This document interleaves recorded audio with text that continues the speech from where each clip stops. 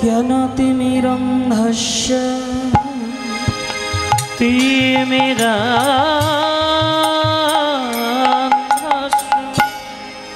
ज्ञानानि जनश्लोकया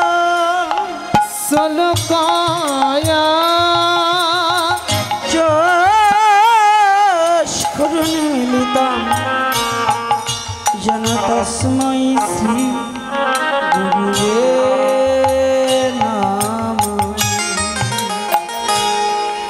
ভেবে দেখামো কেউ কারো নয় মিছে ভ্রমণ ভূমণ্ডলে ভেবে দেখামো কেউ কারো নয়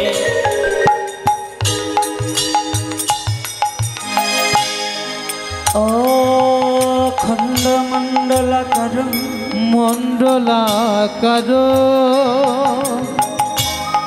व्याप्तं जन चराचर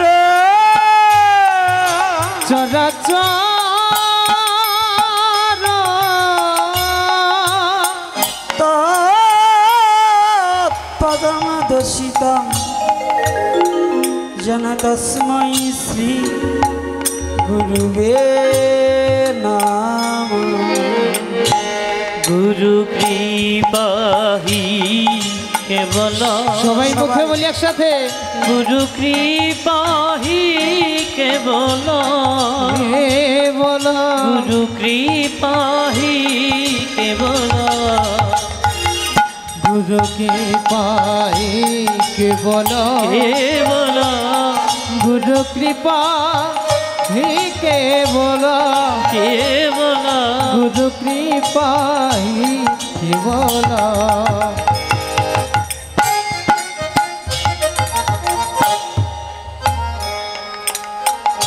गुरु ब्रह्मा गुरु विष्णु गुरुदेव महेश्वर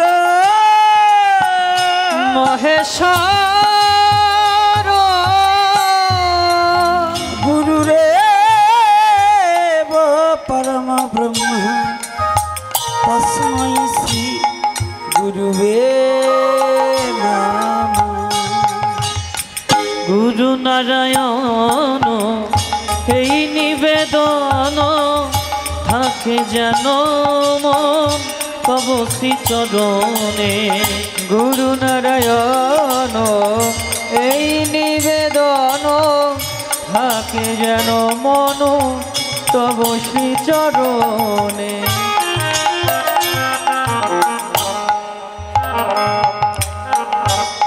वंदे गुरुनीश भक्तानीश मिशरत बतकान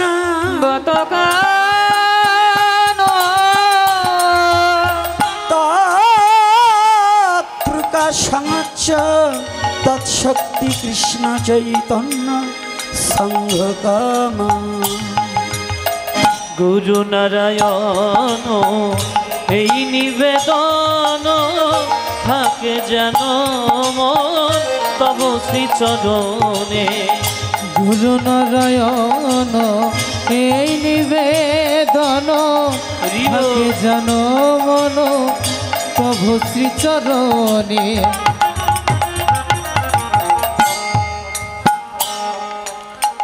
वंदे श्री कृष्ण चैतन्य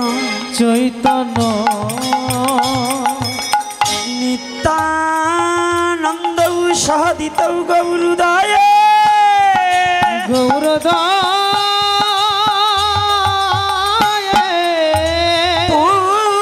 पुष्पवंत चित्रौ सन्धौ तामानदौ कृष्ण गोविंद हरे मुरारी हे नाथ नारायण वासुदेव श्री कृष्ण गोविंद हरे मुरारी हे নাথ নারায়ণ বাসুদেব।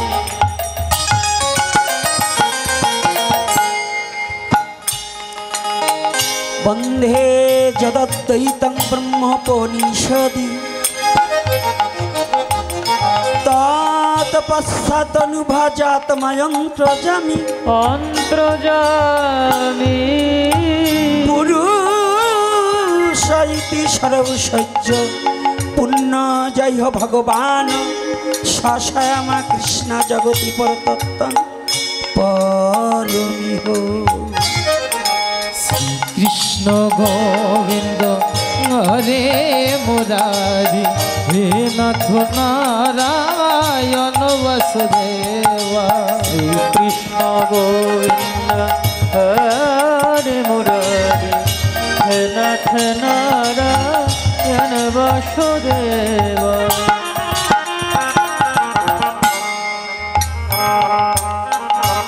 অনর্পিত চরিং চিরাত চরিণ চিরা করুণায় অবতীর্ণ কলৌ সমর্পয়ুতু সমর্পয়ুতু উন্নত উজ্জ্বল রস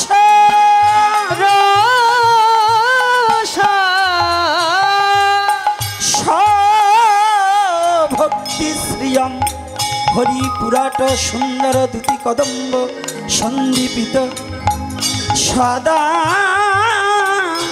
হৃদয় কন্দরে স্ফুতব সচির নন্দন। জয় জয় গৌরং সজন গচ্ছামি কৃষ্ণং সজন গচ্ছামি গৌরং সজন গচ্ছামি কৃষ্ণং শরণ গচ্ছামি।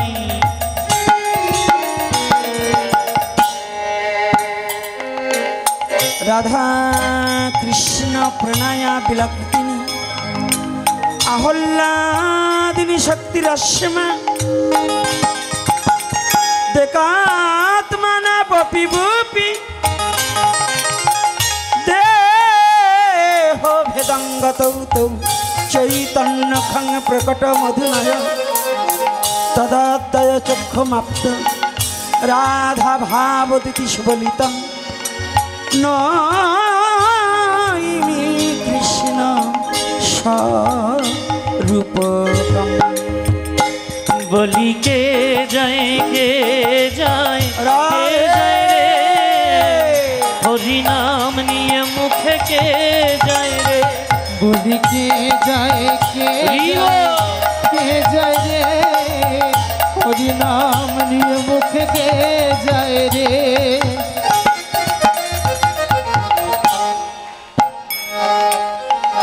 হে কৃষ্ণ করুণা সিন্ধু করুণার সিন্ধু দীনবন্ধ জগৎপতে জগৎপতে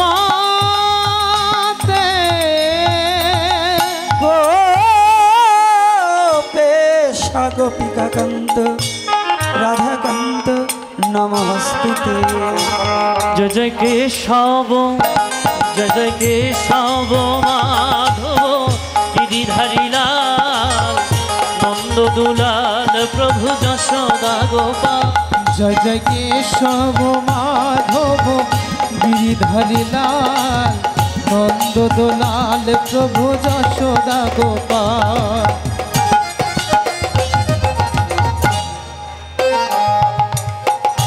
তপ্ত কাঞ্চন গৌরাঙ্গী রাধে বৃন্দাবনেশ্বরী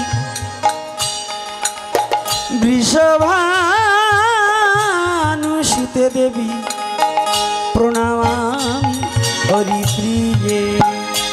জয় জয় রঘুপতি রাঘব রাজা রাম পতিত পাবন সীতারাম। জয় জয় রঘুপতি সবাই মিলে। রাঘব রাজা সবাই সবাই রাধে হরি বল। পাবন সিয়া রাম। সিয়া রাম সীতারাম পতিত পাবন সিয়া রাম। সিয়া রাম জয় জয় সিয়া রাম পতিত পাবন সিয়া রাম জয় জয় রঘুপতি রাঘব রাজা রাম পতিত পাবন সীতারাম জয় জয় রঘুপতি রাঘব রাজা রাম পতিত পাবন সিয়া রাম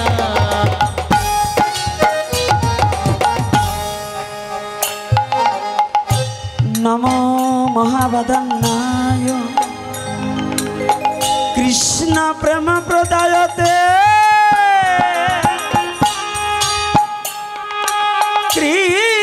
কৃষ্ণায় কৃষ্ণ চৈতন্য নামে গৌরতিষে নম নাম ভজনিতাই গৌরাধেশ্যাম হরিব জপ হরে কৃষ্ণ হরে রাম ভজনিতাই গৌর রাধে শ্যাম জপ হরে কৃষ্ণ হরে রাম ভজনিতাই গৌরাধেশ্যাম জপ হরে কৃষ্ণ হরে রাম ভজনিতাই গৌর রাধে শ্যাম জপ হরে কৃষ্ণ হরে রাম ভজনিতাই ভজ গোবর ভজ গোবর ভজনিতাই হরিবল হরিবল হরিবল তাই ভজ গৌর ভজ গৌর ভজনিতাই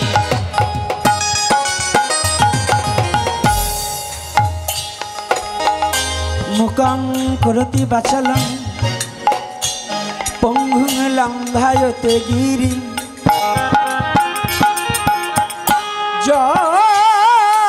বিকৃপতমহং বন্ধে পরমানন্দ মাধবম হে কৃষ্ণ গিরিধারী হে কৃষ্ণ হে মুরারি হে কৃষ্ণ গিরিধারী হে কৃষ্ণ হে মুরারি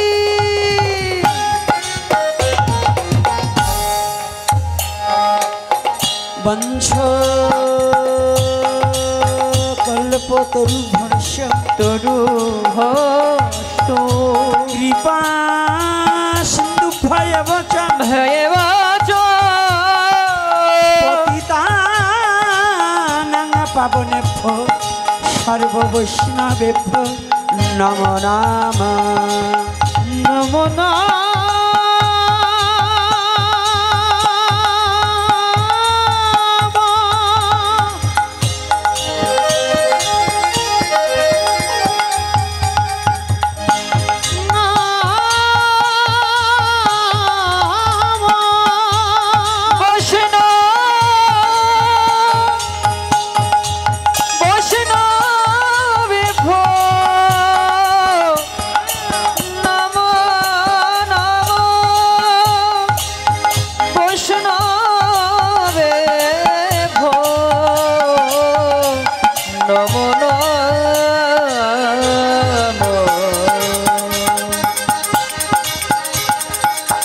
ओम ब्राह्मणे गणेभ्यो नाम ओम वैष्णव गणेभ्यो नाम ओम पितृगणेभ्यो नाम ओम मातृगणेभ्यो नाम ओम श्रुतिगणेभ्यो नाम ओम सज्जनगणेभ्यो नाम सर्व श्रुत वैष्णवेर आमी करी नमस्कार कृपा करी चरण धुली शिरे दाने सबे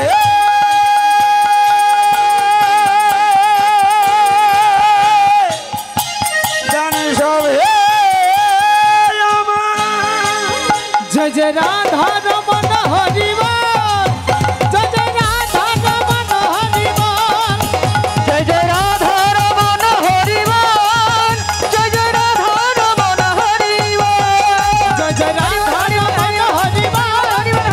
জয় রাধা রমন হরি বল জয় জয় রাধা রমন হরি বল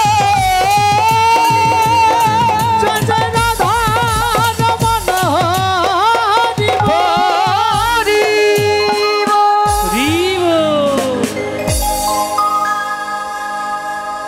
জয় নিতাই। সকলে নীরবতা পালন করুন, কথা বলা যাবে না।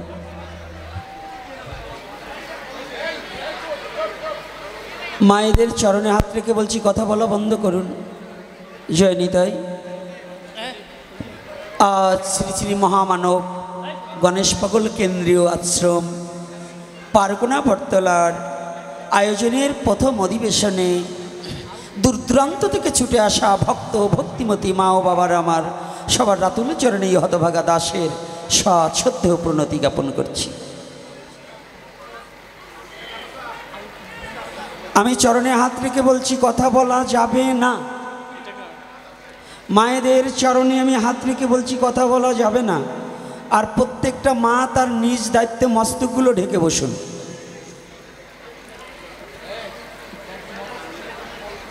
আমার চোখ যে পর্যন্ত যায় নিজ দায়িত্বে নিজের মস্তকটাকে ঢেকে বসুন। আস্তে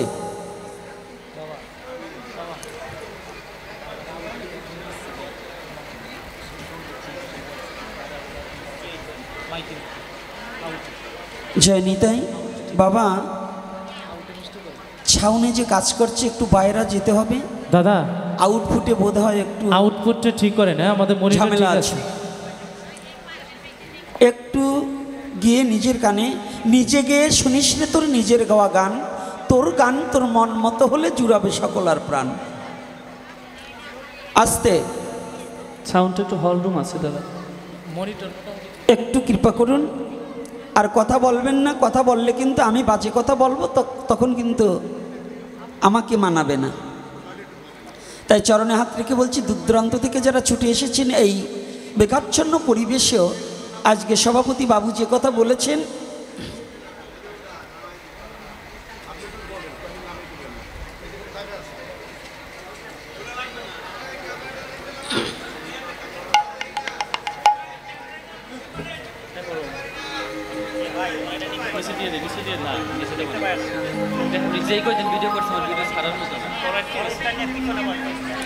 জয়নিতাই এত কথা বললে কিন্তু আমি আলোচনা বন্ধ করে দেব।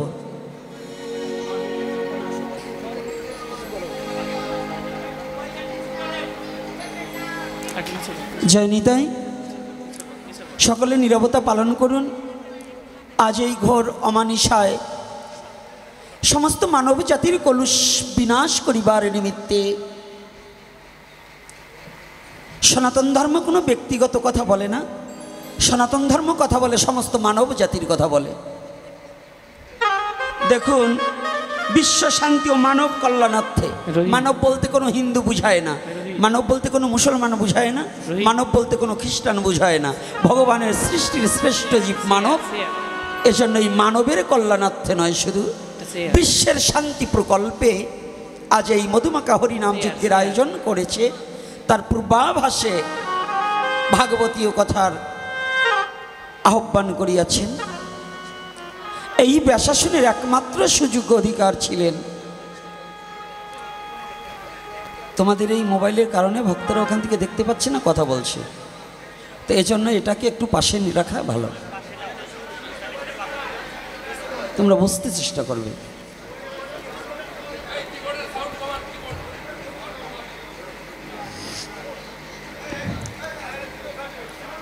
কথাগুলো ভালো করে অবলোকন করি। শ্রীকৃষ্ণ চৈতন্য অবতারে যে হরিনামের আগে ভাগবত, এই ভাগবতের একমাত্র সুযোগ্য অধিকার ছিলেন এই ব্যাসাসনের সর্বজন বন্ধেয় সর্বযুগ শ্রেষ্ঠ ত্যাগী, সর্বকুলের শ্রেষ্ঠ ত্যাগী ব্যক্তি, যে মাতৃগর্ভ থেকে সমস্ত মায়াকে পরিহার করেছে।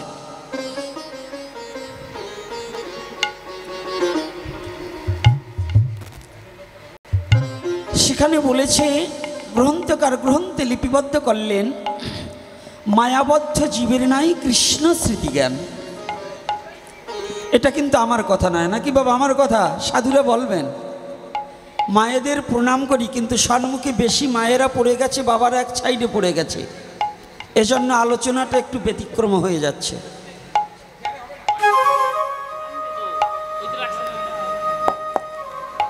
আচ্ছা নিচে নামিয়ে রাখুন তো, আমার শোনার দরকার নেই, ভক্তরা শুনলেই হবে।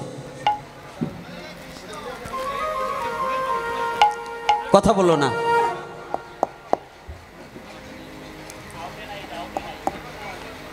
জয় শ্রী রাধে। ভক্ত বেশি হয়েছে কিন্তু শান্তি পাচ্ছি না।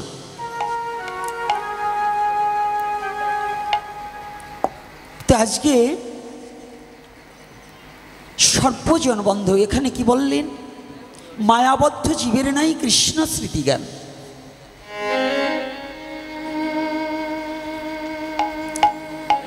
সনাতন ধর্মে বিরল আর কোনো গ্রন্থে দেখাতে পারবে না, অন্য কোনো জনকে এরকম যুক্তি এবং এরকম দাঁড় করাতে পারবে না। একজন ব্যক্তি সনাতন ধর্মের মধ্যে যিনি মাতৃগর্ভ থেকেই সমস্ত মায়াকে পরিহার করে এসেছে,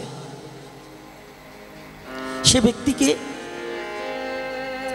ব্যক্তি আর কেহ নয়, কৃষ্ণ দ্বৈপায়ন বেদব্যাস পুত্র শ্রীল সুখদেব গোস্বামী প্রভুপাদ। আমি প্রণাম জানাই তার শ্রীপাদ পদ্মে। দুটো হরিকথা বলতে হলে যাকে না স্মরণ করলে হরিকথায় প্রবেশ করা যায় না। যে দুজন ব্যক্তিকে, আর একজন ব্যক্তিকে আমার প্রায়টা এপিসোডেই এ দুজনকে আস্বাদন করাতে হয়। একটা আস্বাদন হচ্ছে, একজন হচ্ছে মাতৃগর্ভ থেকে মায়াকে পরিহারকারী, আর একজন হচ্ছে মাতৃগর্ভে বসে ভগবানের রূপ দর্শনকারী। দাতার চেয়ে এই শ্রোতাটা কিন্তু, গৃহীতা কিন্তু ভালো হতে হয়, তাই না বাবা? বক্তার চেয়ে শ্রোতা ভালো হতে হয়। তাহলে এখানে ভাগবতের প্রারম্ভে আমরা যাকে আস্বাদন করব, প্রথমটাই হচ্ছে বক্তা মায়া ত্যাগী আর শ্রোতা ভগবানের রূপ দর্শনকারী। শুধু দর্শনকারী নয়, ভগবান নিজে বক্ষে জড়িয়ে ধরে যাকে রক্ষা করেছিলেন।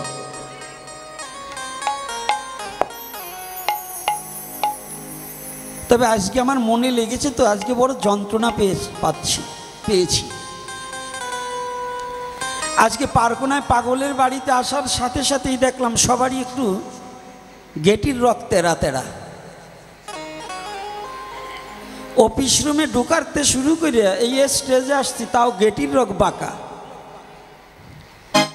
মানে আমরা যে চারাল এই ভাব যায় নাই এখন। একজনের কথার দাসী যদি তোমার সহ্য না হয়, তাই ভক্ত হবা কি করে বাবা? এই যে গজার মাছের মতো গেটির রক যে বাঁকা করে চোখ উল্টেয়ে পড়ো, এইরকম ভাব থাকলে সাধু সঙ্গে আইসো না।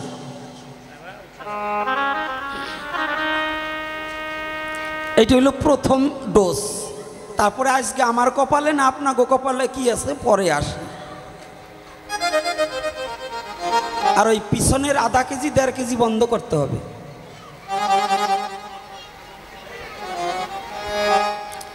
ভক্ত ভালো কিন্তু আলোচক ভালো না। চেহারাটাও যেমন অসুরের মতো, কথাবার্তাও তাই।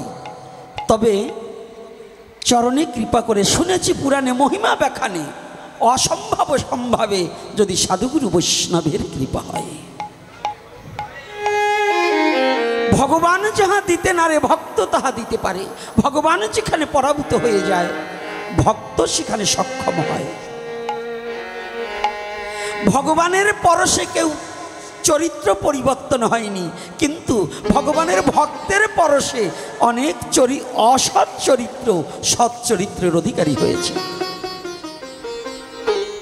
তাই যদিও আমার স্বভাবটা আসরিক প্রবৃত্ত, তথাপি আজ আপনাদের মতো দেবতাদের চরণের প্রান্তে আমি ওই লক্ষ্মী দুর্গা সরস্বতী ও দেবতা জীবনে কোনোদিন দেখিনি। তবে দেখেছি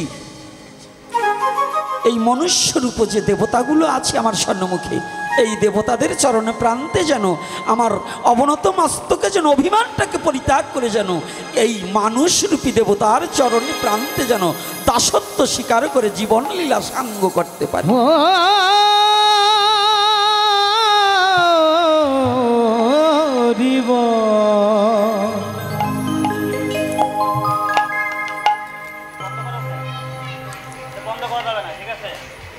জয় শ্রী রাধে। তাই আপনারা একটু আশীর্বাদ করবেন, আপনাকে নাহি করি প্রচার যেন সবা কারো মাঝে। যতটুকু সময় বসে থাকি জাতি ও নিজের স্বধর্ম এবং নিজের স্বজাতির উপরে যেন আলোচনা করতে পারি। অর্থাৎ সনাতন ধর্মে কোনো কিছু কম নেই, আমার অন্য ধর্মে হাত দিতে হবে না, অন্য জায়গায় হাত দিতে হবে না। সনাতন ধর্ম এমন একটা ধর্ম যে ধর্মে সনাতনে আছে সবই, তোরা যাহা চাবি তাহাই পাবি। এই সনাতনে বিন্দুমাত্র কোনো কিছু কমতি নাই, কিন্তু খুঁজতে হবে, বুঝতে হবে। খুঁজি না তাই বুঝি না, বুঝি না তাই খুঁজি না। খুঁজলে কিছু বুঝতাম, আর বুঝলেই কিছু খুঁজতাম।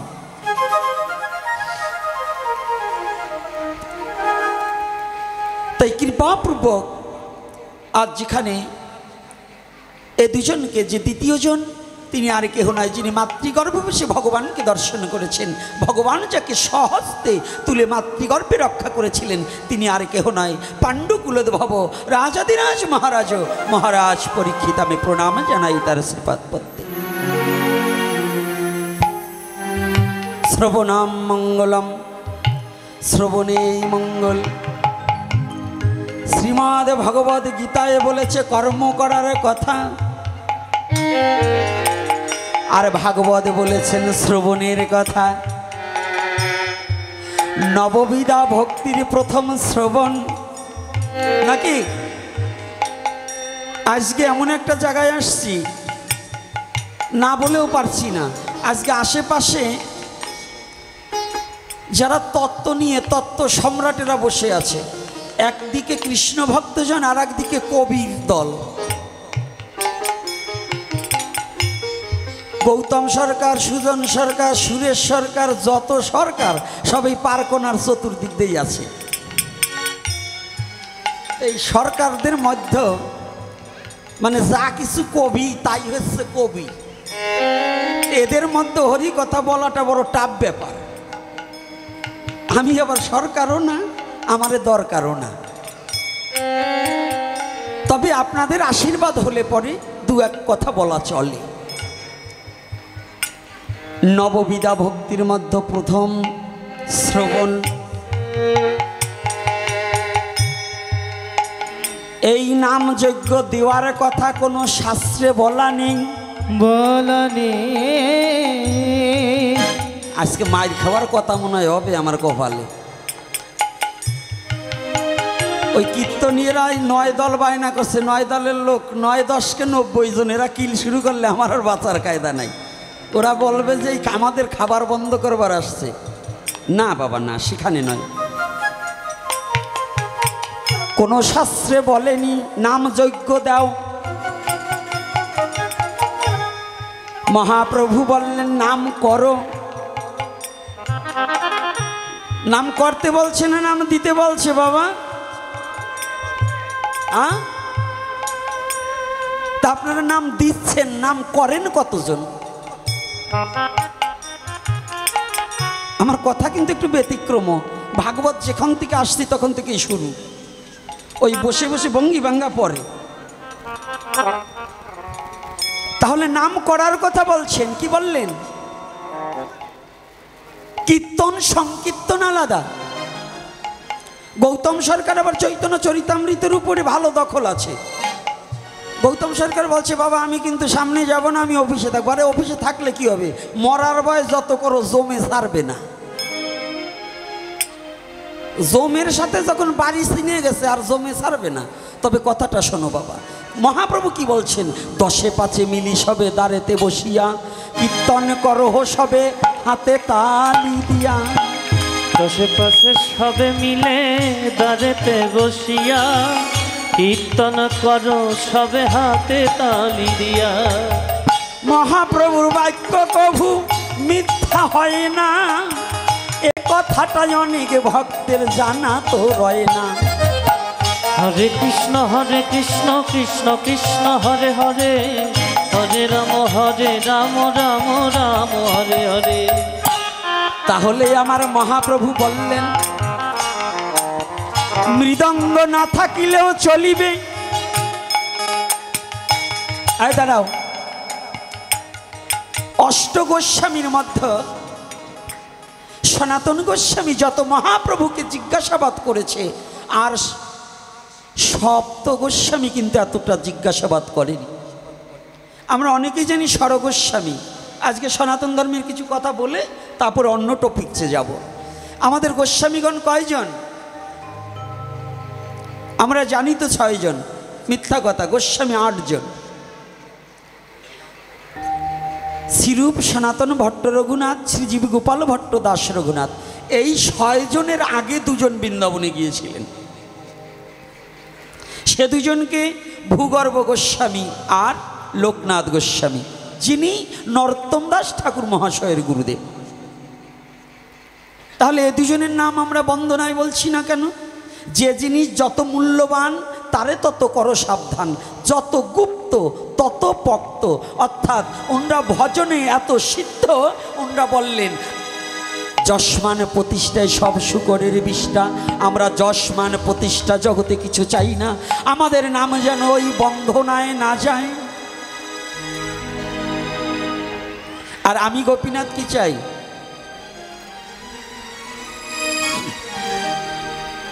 এই মা, এই বাচ্চা দুটো নিয়ে যখন জানো যে ওরা ই করবে, তুমি দূরে যাও, যাও। আমি কিন্তু খাতিরে ধর্ম রক্ষা করি না।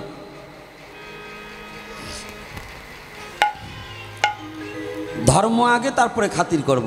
বাচ্চাকে খাওয়ার সময় খাতির করব, পড়াবার সময় খাতির করবার গেলে ছেলে আর বিএ পাস করবে না, বিএ পাসই করবে না। এই জন্য যখন যেমন তখন তেমন। যুদ্ধক্ষেত্রে করজোরে দাঁড়ানো যাবে না, যুদ্ধক্ষেত্রে অস্ত্র হাতে নিয়ে যুদ্ধ করতে হবে।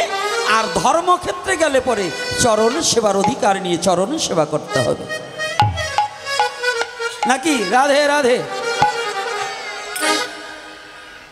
তো আজকে এই 2 জন গোস্বামী একেবারে নিজেকে দীনহীন দৈন্যের মূরতি করে নিজেকে এমনভাবে বদ্ধ করলেন যে আমার গুণের কথা যেন বিশ্বজগতে প্রকাশ না পায়। নিজেকে একেবারে গুপ্ত করে দিলেন এই 2 জন, ভূগর্ভ গোস্বামী আর লোকনাথ গোস্বামী। তাই বন্ধনার মধ্যে 6 জনের নাম এসেছে, আর 2 জনের নাম আসেনি।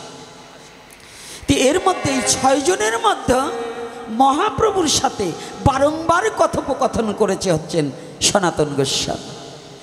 সনাতন শিক্ষা যতটা বড়, রূপ শিক্ষাটা কিন্তু তত বড় না, কি নাকি বাবা?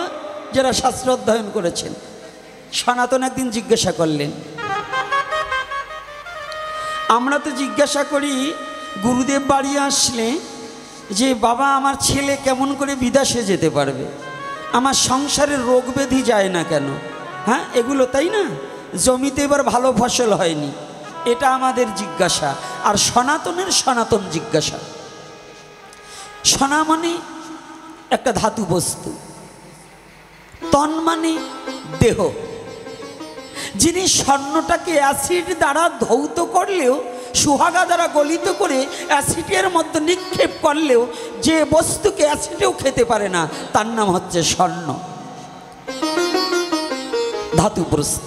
আর ওই স্বর্ণের মতো যিনি ভগবদ ভজন করিতে করিতে যার দেহটাকে সুবর্ণময় করে ফেলেছে, তিনি সনাতন হয়েছে। হরি বল হরি বল। আর এই সনাতন ধর্ম যিনি আশ্রয় করেছে, এই সনাতন ধর্মকে যিনি ভালোবাসতে পেরেছে, তিনিও তাকেও পৃথিবীর কোনো অপশক্তিতে কোনোদিন নিঃস্ব করতে পারে না। এটাই সনাতন ধর্মের গুণ। আপনি সনাতন ধর্মকে ভালোবাসবেন কেন? আপনি ঔষধ খাবেন কেন? রোগ সারে। তো সনাতন ধর্মকে ভালোবাসবেন কেন?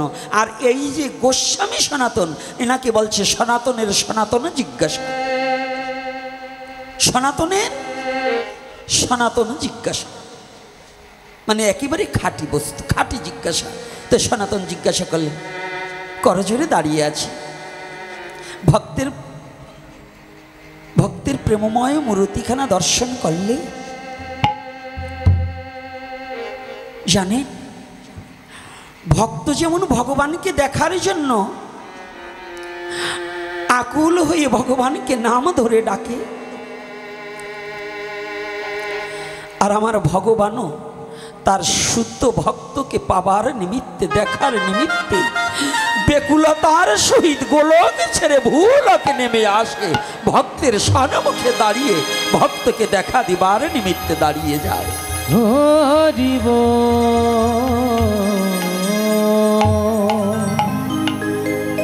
প্রেমের মূর্তি নিয়ে, প্রেম পুরুষোত্তম ভগবান গৌর হরি বসে বসে হরি নাম করছে। ইতিমধ্যে সনাতনে সে উপনীত হয়েছে। দুটি নয়ন দ্বারা প্রেমস্ত্র বহির্গত হচ্ছে। বদন দেখলে তো কিছু চেনা যায়। মহাপ্রভু ডাকছে, সনাতন, ও সনাতন। দণ্ডবোধ করেছে প্রভু। সনাতন, তোমার বদন দেখে মনে হচ্ছে তুমি কিছু আমার কাছে জিজ্ঞাসা করবে। তোমার বদন এখানে যেন এত চিন্তিত কেন গো, একটিবার বলো। সনাতন জিজ্ঞাসা, প্রভু আমার বড় ইচ্ছা তোমার কাছে একটু জিজ্ঞাসা করার জন্য এসেছি। কেন, কি জিজ্ঞাসা? প্রভু তুমি একটিবার খুলে বলো তো, এ বিশ্ব জগতে হরি নাম করতে কি প্রয়োজন হয়? হরিনাম করতে কি প্রয়োজন হয়? তোমার এই মধুমাখা হরিনাম, এটা করতে কি প্রয়োজন?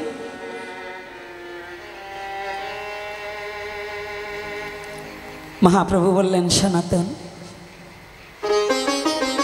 এই কথা? হ্যাঁ হ্যাঁ প্রভু, আমি এটাই জিজ্ঞাসা করছি, তোমার হরিনাম করতে কি প্রয়োজন? সনাতন, আমার হরিনাম করতে একটা মৃদঙ্গ দেখেছো না?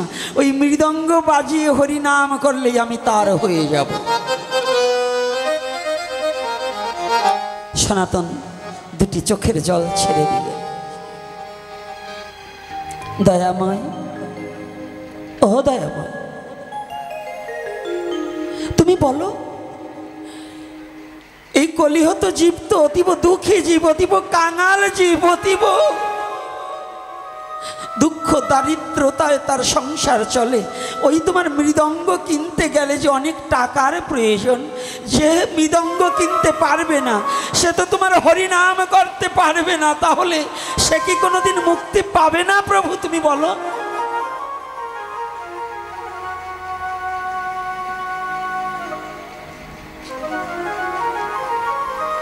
তুমি কি একটিবার দেখতে পাও না এমনও তোমার ভক্ত আছে যার মৃদঙ্গ কিনবার কোনো সমর্থ নেই,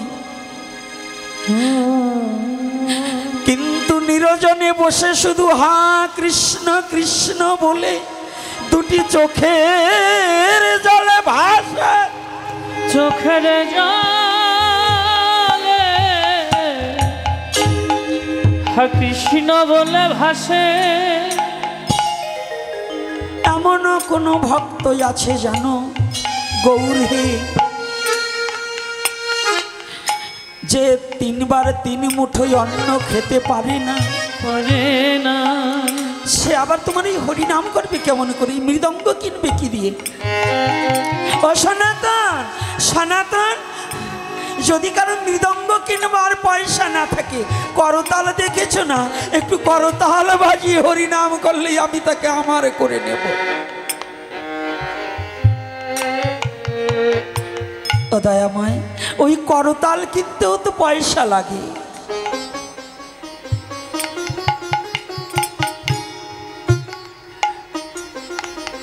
জানো প্রভু,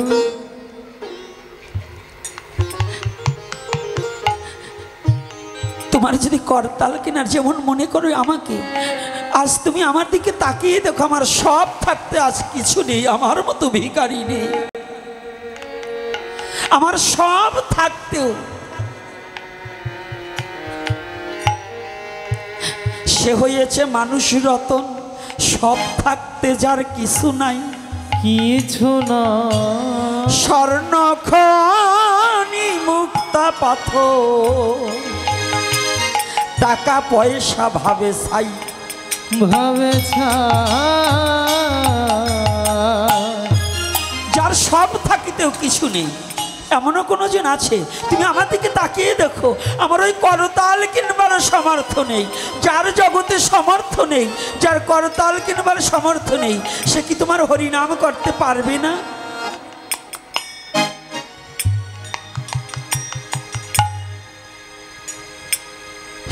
মহাপ্রভু দুটি চোখের জল ছেড়ে দিলেন। সনাতন, জগৎ জীবের কি আছে আর জগৎ জীব আমাকে কি দেবে? এ কথা অনেক আগে থেকে আমি জানি, বিধায় কি করেছি জানো? যদি কারো করতাল কিনবার পয়সা না থাকে, আমি প্রতিটা জীবকে দুখানা করতাল দিয়ে দিয়েছি। হরি বল, হরি বল। প্রতিটা জীবকে দুখানা করতাল দিয়েছি। ও সনাতন, যদি জগৎ জীবের কিছু না থাকে, সকাল সন্ধ্যা করতালি দিয়ে হরি নাম করলেই আমি তাকে নিজ হাতে বৈঠাবে পার করে দেব। হরি বল, হরি হরি বল।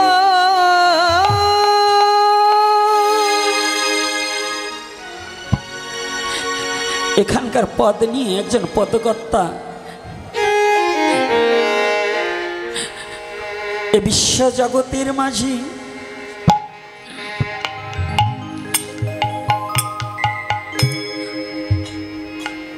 সনাতন তো করতালি বাজিয়ে হরিনাম করেছে, আপনারাও করেন, কিন্তু আমার তো কোনো গতি নেই। তথাপি একটু কৃপা করবেন, যতটুকু সময় থাকি যেন আমার গৌরকে ভুলে না থাকি, আমার গৌরকে ভুলে না যাই। আসুন সবাই মিলে একটু রাধা মাধব কীর্তন করি, আমাদের জীবনটাকে ধন্য করে আবার আমরা হরিকথার মধ্যে প্রবেশ করি।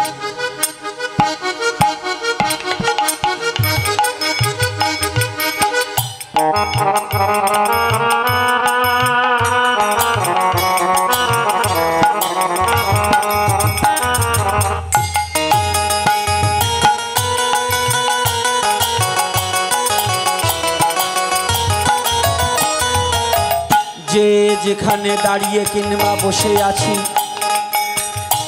দুখানা হাত কাদের কাদের ভগবান দিয়েছে, দেখি কাদের কাদের হাত দিয়েছে ভগবান। রাধে,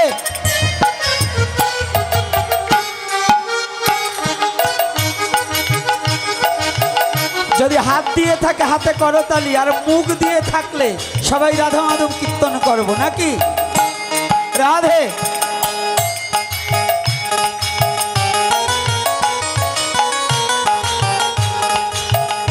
আজ মনের দুয়ারে খুলে ভগবানকে ডাকিব, ডাকিব। ওই মন্দিরের দুয়ারে খুলে নয়,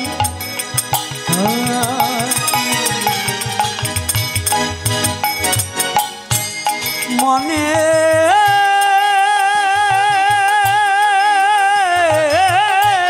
দুয়ারে খুলে ডাকিতে হয়, ডাকিতে হয়।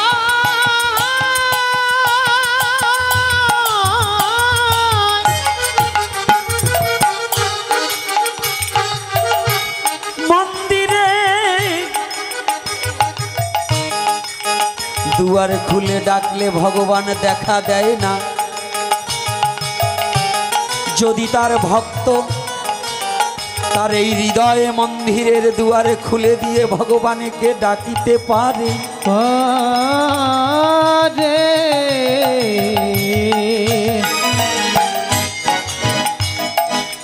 শিশুর মতো স্বভাব করে যদি কেউ একেবারে ভগবানকে ডাকিতে পারে, ডাকিতে পারে, রে শিশু যেমন মা বিনে কিছু জানে না, জানে না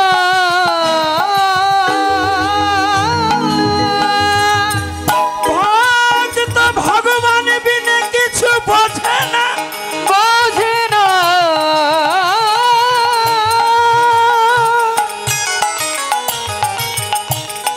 ওই শিশু যেমন অভিমান অহংকার ক্রোধ কাম পরকে ঠকানো বিদ্যা থাকে না, তুমিও সব চর্যবৃত্তকে নষ্ট করে দিয়ে একমাত্র শিশুর মতো হয়ে ভগবানকে ডাকিয়া লইবে, লইবে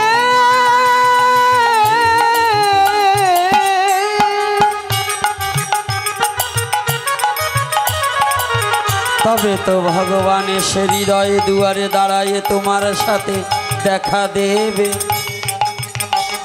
তাই আসুন সবাই মিলে রাধা মাধব কীর্তন করব। রাধে নিতাই গৌর প্রেমানন্দ হরি হরি বল।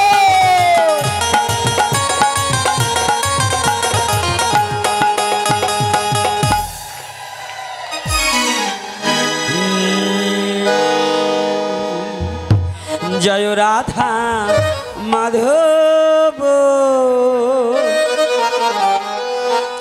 জয় কুঞ্জ বিহারী, জয় রাধা মাধব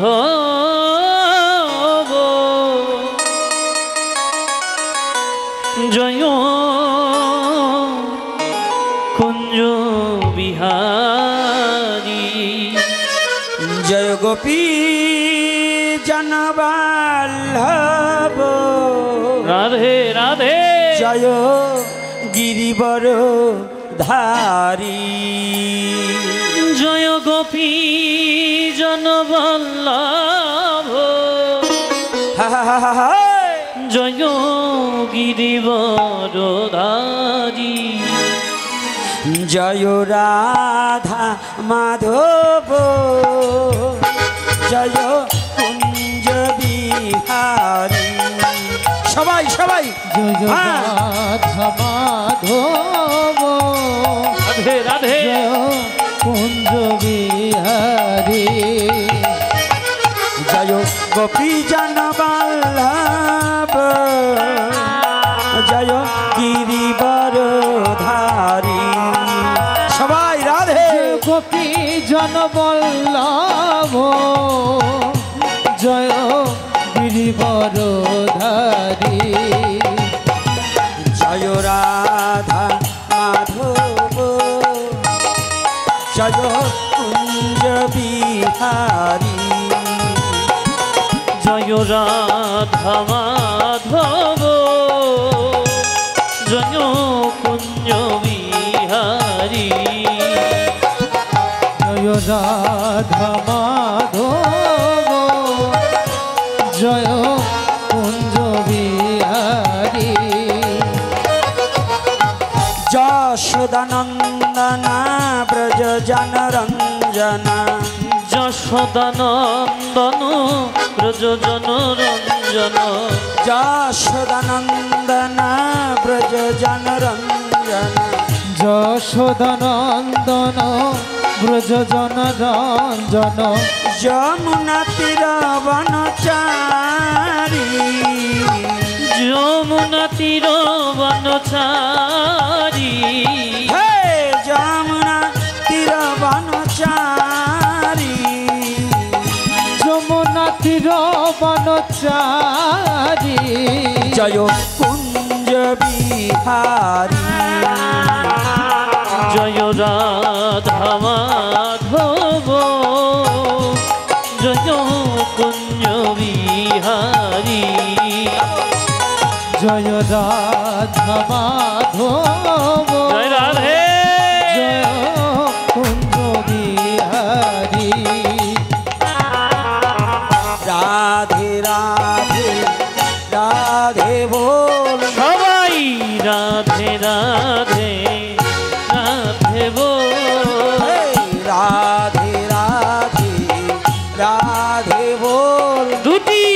বাহু তুলে রাধে বল, রাধে রাধে রাধে রাধে রাধে রাধে বল, রাধে রাধে রাধে রাধে রাধে রাধে বল, রাধে রাধে রাধে রাধে রাধে রাধে বল, রাধে রাধে রাধে রাধে রাধে বল, রাধে রাধে রাধে বল, রাধে রাধে রাধে বল, দুটি বাহু তুলে সবাই রাধে বল, দুটি বাহু তুলে সবাই রাধে বল, রাধে রাধে রাধে রাধে রাধে রাধে বল, রাধে রাধে রাধে রাধে রাধে রাধে বল, রাধে রাধে রাধে রাধে রাধে রাধে বল, রাধে রাধে রাধে রাধে রাধে রাধে বল, রাধে হরি বল।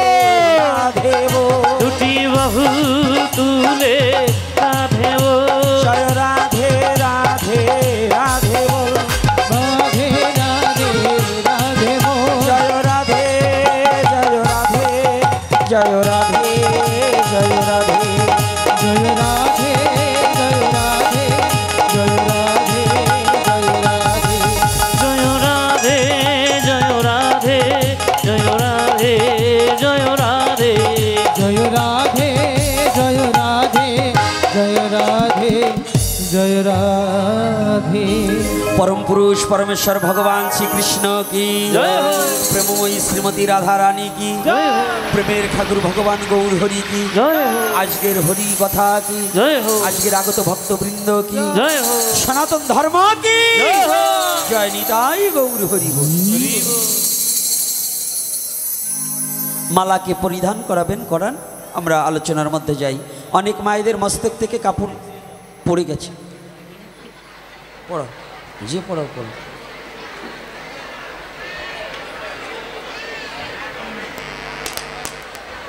আস্তে, কি হলো?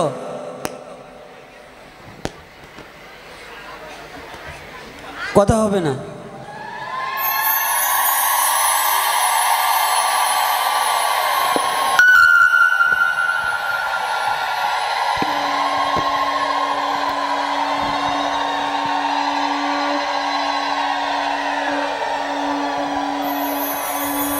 জয় শ্রী রাধে।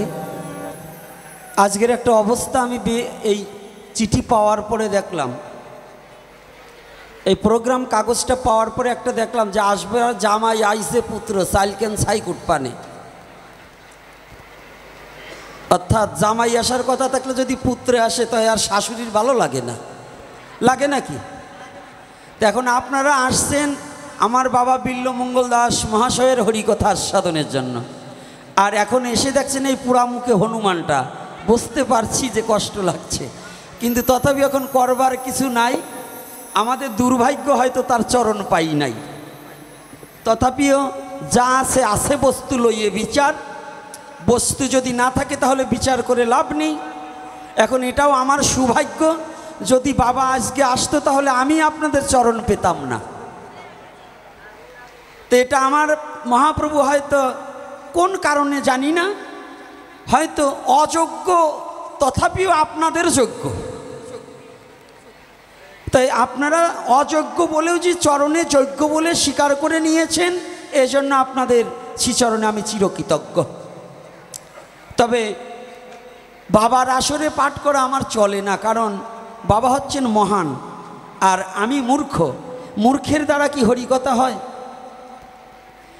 তথাপি আজ দুটি প্রসঙ্গে সনাতনীদের জাগরণ বিশেষত্ব হিসেবে আজকে যে চিঠিখানা লিখেছেন এই চিঠির উপরেও দুটো কথা বলবো এবং অন্যান্য দিকে ছাড় দিয়ে দুটো কথা বলে যাব। যেমন আজকে আমি বলেছিলাম, সর্বপ্রথম মহাপ্রভু বলিয়েছিলেন হরি নাম যজ্ঞের কথা প্রভু বলেননি। প্রভু বলেছে, শোনো শোনো নিত্যানন্দ, শোনো হরিদাস, সর্বত্র আমার কথা করো হে প্রকাশ, প্রতি ঘরে ঘরে গিয়া করো এই ভিক্ষা, ভজ কৃষ্ণ কহ কৃষ্ণ করো কৃষ্ণ শিক্ষা। কলির পাবন অবতারিকে, হ্যাঁ, যেমন বর্তমান যদিও নির্বাচিত সরকার না হয়, অন্তর্বর্তী সরকার ইনুস সাহেব, তদ্রূপ ইউনূস সাহেব যেমন এই বাংলাদেশে এখন যা বলবে তাই, আর আমার মহাপ্রভু অনির্বাচিত সরকার নয়, মহাপ্রভু হচ্ছে সনাতন ধর্মের নির্বাচিত পূর্ব সত্য যুগের প্রতিজ্ঞাবদ্ধ আবদ্ধ এই মহাপ্রভু হচ্ছে যুগনায়ক কলির পাবন অবতারী শ্রীকৃষ্ণ চৈতন্য মহাপ্রভু আমার গৌর হরি। এটা কিন্তু ওই আপনাদের ওই বাপ দাদার নাম নাই মাঝখান দিয়ে চৈতন্য গোসাই, সে ভগবান না। সনাতন ধর্মের ভগবানের বাজার মিলে গেছে, ভগবান ঘাটে পথে এখন জ্বালাই গেছে। মহাপ্রভু কিন্তু এই ভগবানের মতো নয়, মহাপ্রভু হচ্ছে সাক্ষাৎ প্রচেন্দ্র নন্দন পরম পুরুষ পরমেশ্বর ভগবান শ্রীকৃষ্ণ প্রেমময়ী শ্রীমতী রাধারানীর মিলিত তনু শ্রীকৃষ্ণ চৈতন্য গৌরাঙ্গ সুন্দর। হরি বল। আমার কথাটাই কেউ কষ্ট পাবেন না। তা আমরা মহাপ্রভুকে মানছি না, আমরা মানছি উৎপাদ গ্রন্থ। মহাপ্রভুর যে আদর্শটাকে আমরা মেনে নিতে পারছি না। মহাপ্রভুর একটা শ্লোক দিয়ে এই বৈষ্ণব সমাজ শেষ হয়েছে।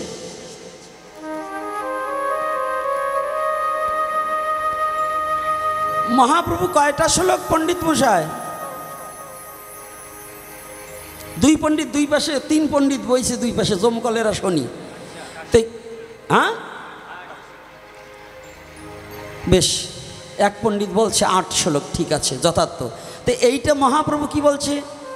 ত্রিনাদপি শুনেছেন তরুরেব সহিষ্ণন মানেন মানদেন কীর্তনিয়া সদাহরি। এই যত সনাতন ধর্মের এই হাড়ের রুগীগুলো এই শ্লোকটারে বেশি পছন্দ করে। হাট দুর্বল যে পাটি, এই একটা শ্লোক পড়ে আর কোনোটায় যায় না। এই একটা শ্লোক পড়ে পড়ে ওরা হাড়ের রুগী হইয়ে এখন ওরা হাঁপানির বেআরামের মতো শুধু শ্বাসকষ্টের রুগীতে ভুগছে। কেউ কষ্ট পাবেন না কথাটায়। কেন বলছি? এর কারণ আছে। অর্থাৎ মহাপ্রভু বলছে ত্রিনাদপি শুনেছেন তরুরেব সহিষ্ণন অমানেন মানদেন কীর্তনিয়া সদাহরি। বৈষ্ণব হইতে মোর মনে ছিল সাত, ত্রিনাদপি শ্লোকেতে পড়ে গেলাম বাদ। এই শ্লোকখানাই শুধু আমাদের বৈষ্ণব সমাজে কথাকথিত। আর একটা কি? অনর্পিত চরিং চিরাত করুণায় অবতীর্ণ কলৌ সমার্পিত উন্নত উজ্জ্বল রসং স্বভক্তি শ্রিয়ম হরি পুরাট সুন্দর দুতি কদম্ব সন্দীপিত সদা হৃদয় কন্দরে স্ফুত বা সচির নন্দন। এই দুইখান শ্লোক যদি কোনো সাধারণ জনগণ জানে, সে গোসাইগিরি করতে পারে, আর কিছু লাগে না। আর যদি 13 খান গান জানা যায় তাহলে গুরুগিরি করা কোনো ব্যাপার নয়। কিন্তু এই শ্লোকখানা কোন ক্ষেত্রে মহাপ্রভু কার জন্য প্রশস্ত করলেন, এইটা কিন্তু ভুলে বসে আছে। মহাপ্রভু যখন এই হরিনাম প্রচার করেছিলেন, মহাপ্রভু নাম বিতরণের সময় অনেক বাধাগ্রস্ত হতে হয়েছে। সর্বপ্রথম মহাপ্রভু যখন বর্ণবাদের বিরুদ্ধে যখন মহাপ্রভু সোচ্চার হয়ে জাতি ধর্ম বর্ণ নির্বিশেষে হরিনাম সবার প্রয়োজন, এই পদ যেদিন মহাপ্রভু প্রচার করেছিলেন, সর্বপ্রথম মহাপ্রভুর বিরোধী আচরণ করেছিলেন মহাপ্রভুর আপনজন। জানেন তো কারা? এই কথা বলতে হবে, আমার কথা আমি যখন আসবো 2-4টে কথা বলতে হবে। কারা মহাপ্রভুর বিরুদ্ধে আচরণ সর্বপ্রথম মহাপ্রভুর বাদী কে হয়েছে? মহাপ্রভুর বংশধর, তাই না? পণ্ডিত মশাইয়ের আবার একটু হনা বইলেন, কারণ আমি কথা বললে আবার ওনাকে দলে যাবে, ওনাকে আবার জাত গোষ্ঠীর কম পড়ে যাবে। সর্বপ্রথম হচ্ছে মহাপ্রভুকে বিনাশ করার জন্য তার স্বজাতি তাকে টার্গেট করেছিল। কিন্তু সাক্ষাৎ ভগবান বিধায় তাকে কেউ বিনাশ করতে পারেনি।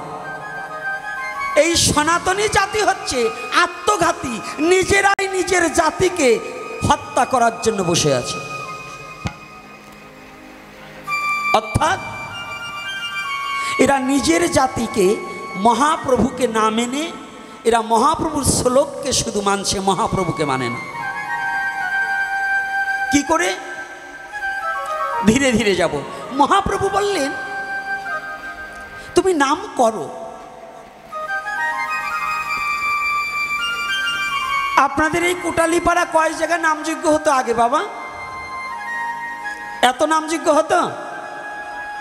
এখন এই কোটালীপাড়াতে নামযোগ্য কিন্তু প্রতিযোগিতা চলছে, কার সে কে কত ভালো দল আনতে পারবো, তাই না? কালেকশন কার কত ভালো হবে, ডোনার কোন এমপির সাথে ভালো রিলেশন রাখলে পরে আমি কয়েক টন চাল পাবো, এই না বাবা? আমি আগেই চরণে হাত দিয়ে নিচ্ছি, কোনো কমিটির লোক থাকলে তারা চেতবেন না, কারণ আমি কোনো কমিটিকে উদ্দেশ্য করে বলছি না। আমি আমার জাতি এবং আমার ধর্মের অবস্থার উপরে কিছু কথা না বলে গেলে চলবে না, কারণ এগুলো বলছে না। তাহলে শাস্ত্রে বললেন হরি নাম করার কথা, আর আমরা নাম দিচ্ছি কিন্তু নাম করছি না। কারণ বড় দল দিয়ে নাম দিলে তোমার লাভ নেই। শ্রবণাম মঙ্গলম, হরি কথা শ্রবণের কথা বলেনি, ভাগবতীয় কথা শ্রবণাম মঙ্গলম। এখানে যত পণ্ডিতজন আছেন, যত বিদগ্ধজন আছেন, একবারও মহাপ্রভু কোথায় বলছে হরে কৃষ্ণ নাম শুনলেই তোদের মঙ্গল হইবে? একজন ব্যক্তি দেখাতে পারবেন, হাত তুলে বলুন যে আমি অমুক শাস্ত্রের অমুক জায়গায় দেখেছি যে মহাপ্রভু বলছে হরে কৃষ্ণ নাম শুনলেই তোদের মুক্তি হয়ে যাবে? কি মায়েরা? মায়েদের মধ্যে অনেক গুণীজন জ্ঞানী আছে, জ্ঞানবতী আছে, তাহলে যদি না থাকে, কিন্তু আমি শাস্ত্রে দেখিয়ে দিতে পারবো শ্রবণাম মঙ্গলম। সেটা কোথায়? ভাগবতে। ভাগবত কি? ভাগবত হচ্ছে বেদ নিগম কল্পতরু বিগলিত ফলম। বেদ নিগম কল্পতরু বিগলিত ফলম, এই ভাগবত। তাহলে ভাগবত সাক্ষ্য দিলেন শ্রবণাম মঙ্গলম। গীতায় কিন্তু বলেনি আমার কথা শুনলেই তোমার মঙ্গল হবে। গীতায় এরকম সিদ্ধান্ত দিয়েছে? গীতায় সিদ্ধান্ত দিলেন, গীতা তো পাঠ করা, গীতা স্কুল চলছে, কিন্তু গীতাটাকে হৃদয়ে ধারণ করার মতো সনাতনী খুব কম আছে। গীতাখানে এখন পাঠ্যপুস্তক হিসেবে ব্যবহার করা হচ্ছে, কিন্তু গীতা যে জীবন চলার সংবিধান, এটাকে মেনে নিতে পারছি না। গীতার আদর্শটা হচ্ছে জীবন চলার সংবিধান। অর্জুন বললেন যুদ্ধ করব না, ভগবান বললেন যুদ্ধ করতে হবে, তাহলে ওখানে কর্মই শ্রেষ্ঠ। রাধে রাধে।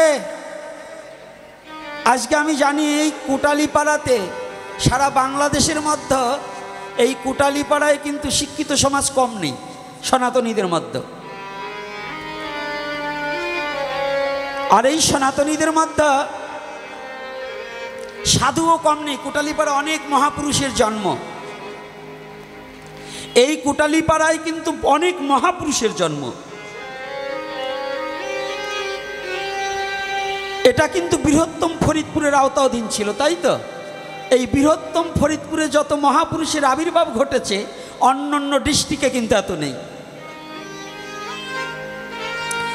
অথচ বলেন তো মহাপ্রভু এবং ভগবান বারংবার কেন আবির্ভাব হয়েছে জানেন তো? গীতায় কি বলছে? ইয়াদা ইয়াদা হি ধর্মস্য গ্লানি।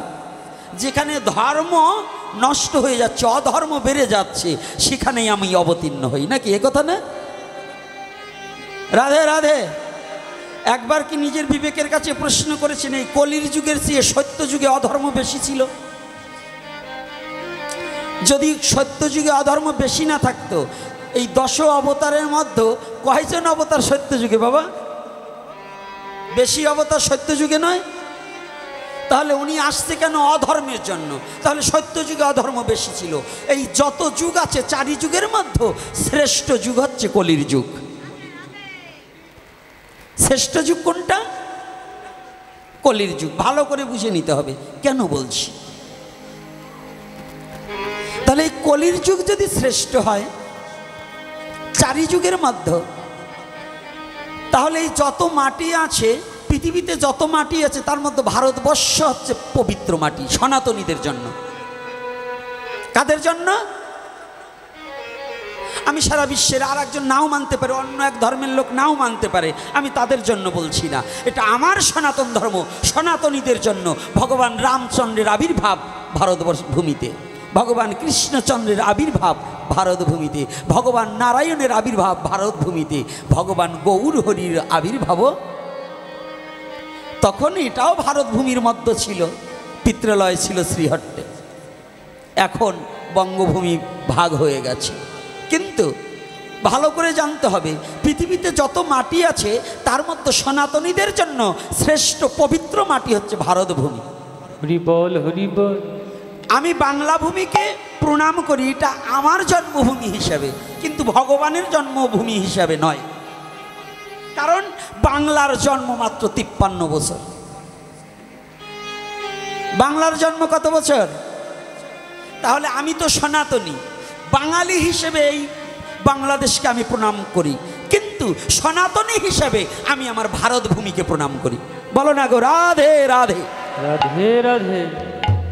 কথাগুলো কিন্তু একটু ভালো করে মেমোরিতে ঢুকাতে হবে।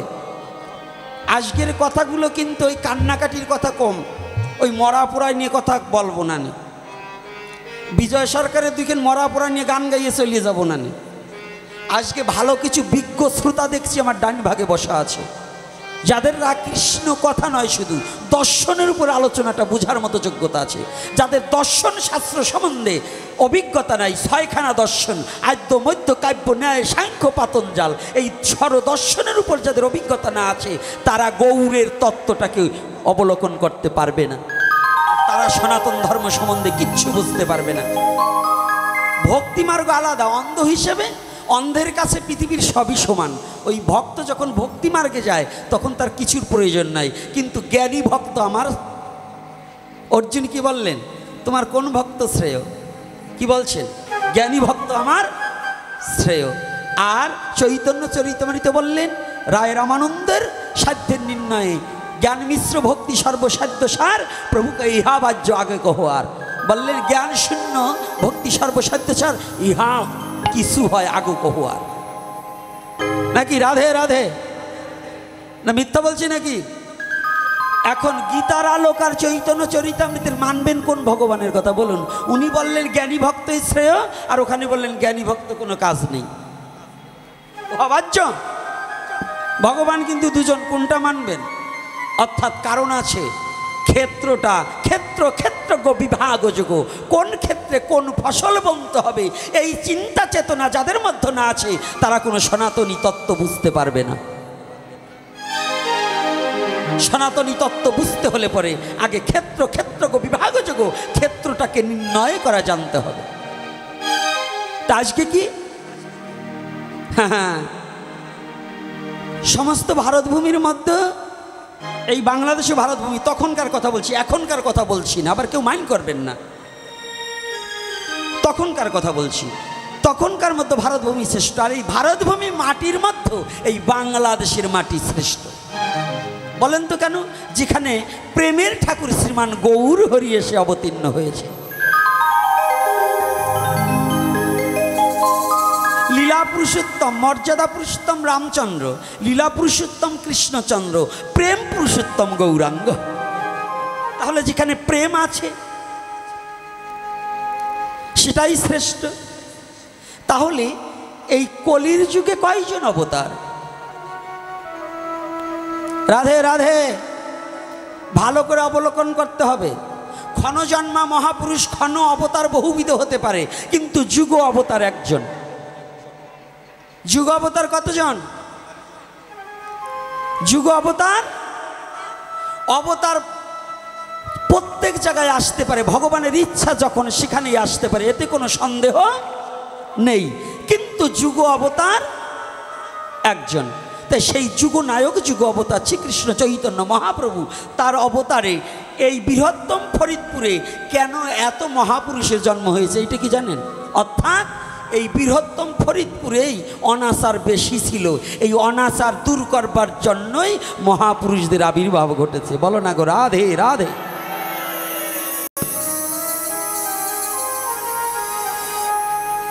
কি কষ্ট হচ্ছে না তো বাবারা? কোথায় আলোচনা করব না? হ্যাঁ, এইখানেই আলোচনা করব না, খালি শুধু হরি কথা বললে চলে যাও। দুটো দরকার আছে না? এগুলো না জানা থাকলে তো আমাদের ছেলেরা কি বলবে? এই বুড়ো কটা তো হরে কৃষ্ণ বলে কাইতে কেটে মরিয়ে যাবে, তো ওরা কি বলবে? আপনাকে যুগ শেষ। অর্থাৎ আগে রেডিও শুনতেন, এখন টিভি রেডিও সব গেছে, এখন মোবাইল এসেছে। আর কয়দিন পর মোবাইলও বন্ধ হয়ে যাবে, শিক্ষক স্কুলে নিয়োগ হবে না, কারণ ওই মোবাইলে শিক্ষকতা করবে। এই আইসি গেছে, এই যে আমার সামনে যে ডাইটাও একজন শিক্ষক, কিন্তু ওটাও ওই যে কয় হ্যাঁ শুরু হয়ে গেছে, না বললে উপায় নাই। তো এই জন্য সত্য কথা বলতে চাই। তাহলে শ্রীকৃষ্ণ চৈতন্য মহাপ্রভু তিনি জগৎজীবকে বললেন তোমরা হরি নাম করো। আমার জিজ্ঞাসাটা এখানে, তাহলে আমরা কি নাম করছি? কতজন হরি নাম করছেন? হাত তুলুন তো। রাধে রাধে। আপনাদের প্রণাম জানাই, আমি একবারও হরি নাম করতে পারি নাই। আমার জীবনে একবারও আজ অবধি হরি নাম হলো না। হরিদাস ঠাকুর যেদিন নিত্যানন্দর বদন হইতে হরিনাম শ্রবণ করেছেন, শ্রবণ মাত্র তার বদন থেকে জীবনে কোনোদিন আর হরিনাম ছাড়া হয়নি। নারদ যেদিন থেকে হরিনাম শ্রবণ করেছে, সেদিন থেকে নারদ আর কোনোদিন হরিনাম বন্ধ করতে পারেনি। ব্রহ্মা চতুর্মুখে যেদিন হরিনাম,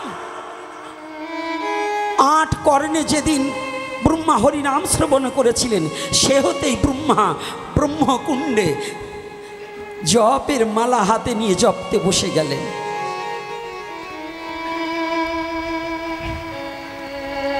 আমরা যে এত নাম শুনছি, আমাদের চরিত্রের পরিবর্তন ঘটছে না কেন? আমরা এত নাম দিচ্ছি, এত নাম করছি, এত মালা জপ করছি, আমাদের চরিত্রটা কেন পরিবর্তন হচ্ছে না?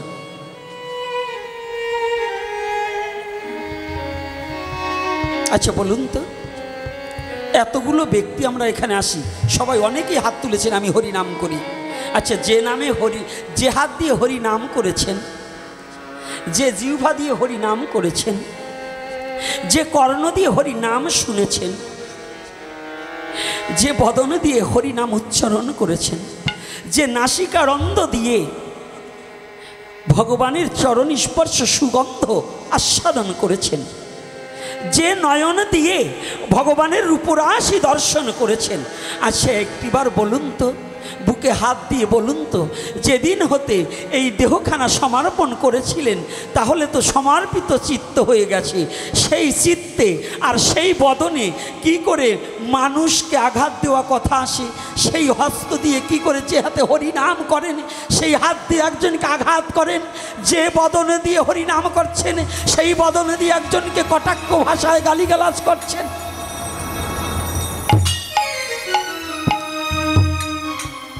অপরাধ শূন্য হইয়ে সদা লইবে নাম। আমি বলছি না, শাস্ত্র বলেছে অপরাধ শূন্য হয়ে কি লইবে? সদা লইবে নাম।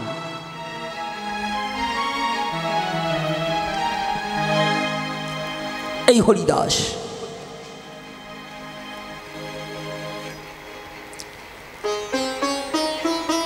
যে করে হরির চিন্তা, হরি করে তার চিন্তা। আপনারা জানেন, সকলেই হরিদাসের লীলাটা জানেন, কিন্তু এই লীলাটার মধ্যে ছোট্ট একটু আস্বাদন করে তারপর অন্যদিকে আবার প্রবেশ করব, যে আমরা কোথায় আছি, হরিনাম কাকে বলে, কেমন করে করা হয়। এই যে আজকে ভাগবতী আসর আসছে না, আমি অনেক ভদ্রলোককে দেখেছি, সনাতনী একটু করতালি দিল না, হাত দুটো একটু তুলল না। কিন্তু এই ভদ্রলোকরা যখন এমপি আসে, যখন মন্ত্রী আসে, যখন চেয়ারম্যান আসে তখন বাহা বাহা দেয়, করতালি দেয়, কিন্তু ভগবানের নামে করতালি দিল না। ও বাবা, তোমার এই হাতের শক্তিটা কোনো এমপি দেয়নি, কোনো মন্ত্রী দেয়নি, এই হাতের শক্তিটা আমার সাক্ষাৎ ভগবান দিয়েছে। কে দিয়েছে? আজকে তার হাতে হাত, তার নামে হাত তুললে না, হাত তুললে একজন মন্ত্রীর নাম আসলে, একজন এমপি আসলে, একজন চেয়ারম্যান আসলে তোমার হাতটা অপবিত্র হলো, কিন্তু পবিত্র করলে না। তুমি কোনোদিন ভগবানের নামে হাত তুলে নিজেকে আত্মসমর্পিত চিত্ত করে দাঁড়াতে পারলে না। এই যে ভাগবতী আসর ভালো করে একটু জানি, আস্বাদন করি। একদিন হিন্দু বাড়িতে ভাগবত হচ্ছে। সনাতনী জাতি নিঃস্ব হচ্ছে কেন জানেন? আজকে যেমন সভাপতি বাবুকে বলেছি, এতগুলো জায়গা আছে, এতগুলো জায়গা বাবা, আপনারা কীর্তনের দলও, আমি এর আগেও চিঠি পেয়েছি, ভালো ভালো দল আসে এখানে। বিল্ডিং হয়েছে, ছাদ, নাট মন্দির সব হয়েছে, মন্দির অনেকগুলো মন্দির হয়েছে, কিন্তু এই মন্দির শুধু করলে হবে না, অন্তত 100 ছাত্র এখানে ছাত্র নিবাস করতে হবে, 100 ছাত্র থাকতে হবে। মন্দিরগুলা করেছেন শুধু দেখাবার, ওই যে স্ট্যাচু না কি কয় না কি বলে, আমি আবার অত বাংলা টাংলা বুঝি নাই, কি জানু বলে না, চিত্র প্রদর্শনী। এই মূর্তিগুলো হয়েছে চিত্র প্রদর্শনী, কিন্তু মন্দির হয়নি, মন্দিরের সেবা পূজার বিগ্রহ হয়নি। যদি বলেনি কেন, সেবা পূজার বিগ্রহ আর মন্দিরটা এরকম খোলা থাকবে না, কাঠের দরজা থাকতে হবে। এটা শুধু প্রদর্শনী মন্দিরের ন্যায় হয়েছে, কাঠের দরজা দিতে হবে কেন? সেবা পূজা যখন হবে কাঠের দরজা, এবং পরবর্তীতে কাঠের দরজাটা দিয়ে বন্ধ করতে হবে রাত্রে ঘুমাতে গেলে। আপনি মন্দিরটা খুলে রাখলেন, রাস্তার পাশে মন্দির, হ্যাঁ সনাতনী জাতি, একজন এসে একটা পাগল একটা লাঠি দিয়ে মূর্তিটা ভেঙে দিল, আপনি তখন কি করবেন?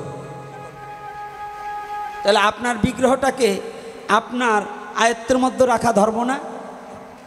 আপনার পুরোহিত কিন্তু একটু পরেই, রাত 11টা বাজবে না, 9টার সময় পুরোহিত যে ঘরে দরজা মেরে শোবে তার জীবন বাঁচাবার জন্য, পুরোহিত তো এখানে এসে বসে থাকবে না, থাকবে? তাহলে এই মন্দিরটার আগে দিতে হবে কাঠের দরজা।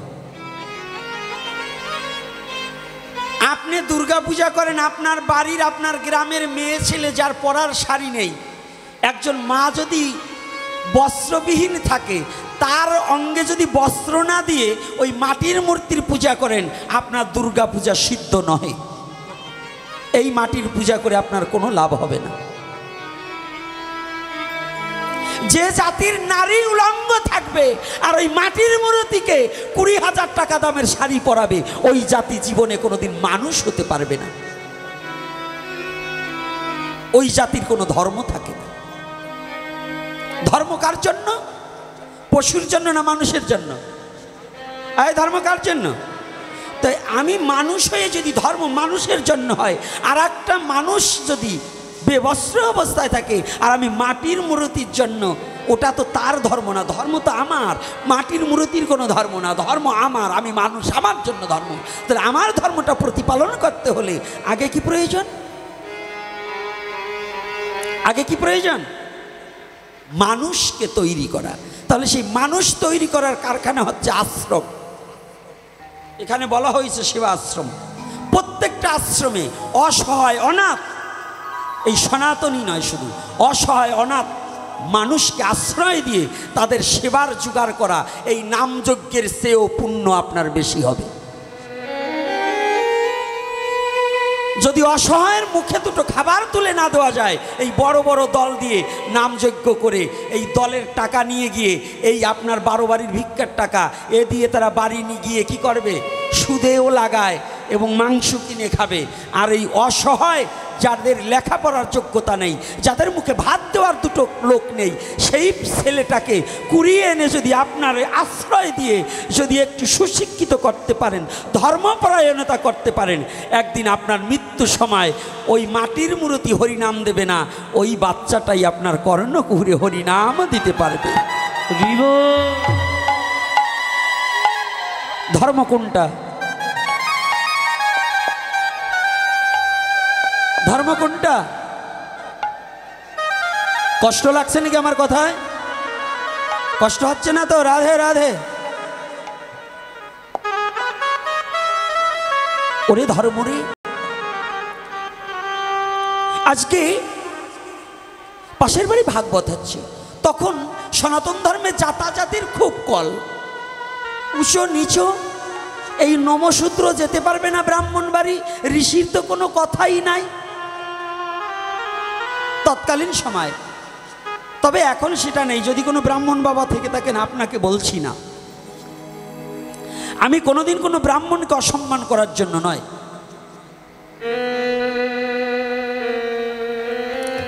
তো আজকে হরিদাস ঠাকুরের জন্মটা কিন্তু ব্রাহ্মণের ঘরে।